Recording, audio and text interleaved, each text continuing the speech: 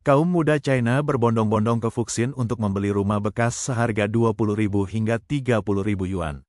Mengikuti Hegang di Provinsi Heilongjiang, Fuxin dan Liaoning juga menjadi kota yang disukai oleh kaum muda China, karena harga perumahannya yang rendah. Dengan populasi kurang dari 2 juta jiwa, Fuxin memegang posisi sebagai pemilik PDB terendah di Provinsi Liaoning. Secara historis bergantung pada pertambangan batu bara, kota ini mengalami kemunduran ekonomi yang signifikan saat sumber daya batu bara menipis, yang mengarah ke situasi yang dikenal sebagai penipisan pertambangan serta penurunan perkotaan.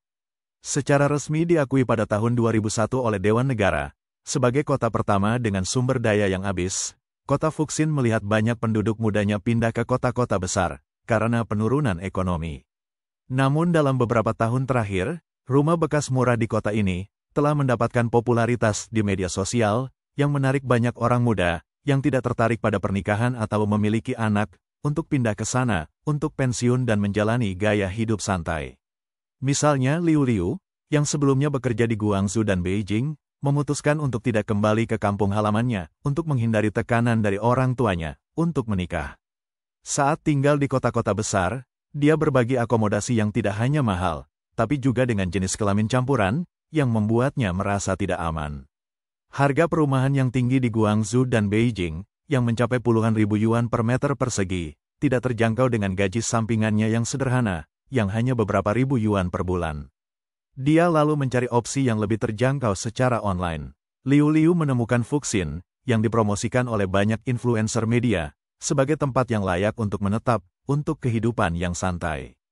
Dia menghabiskan 35.000 yuan sekitar 79 juta rupiah, untuk membeli rumah bekas seluas 50 meter persegi, di lantai 2 kompleks keluarga pensiunan kader.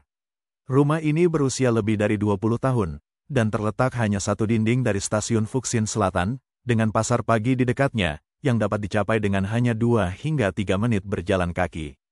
Menurut beberapa agen real estate di Fuxin, rumah bekas dengan harga rendah biasanya berkisar antara 50 hingga 70 meter persegi, dengan harga terendah antara 20.000 hingga 30.000 yuan. Mulai tahun 2022, telah terjadi lonjakan orang muda lajang dari tempat lain, yang datang ke Fuxin untuk membeli rumah.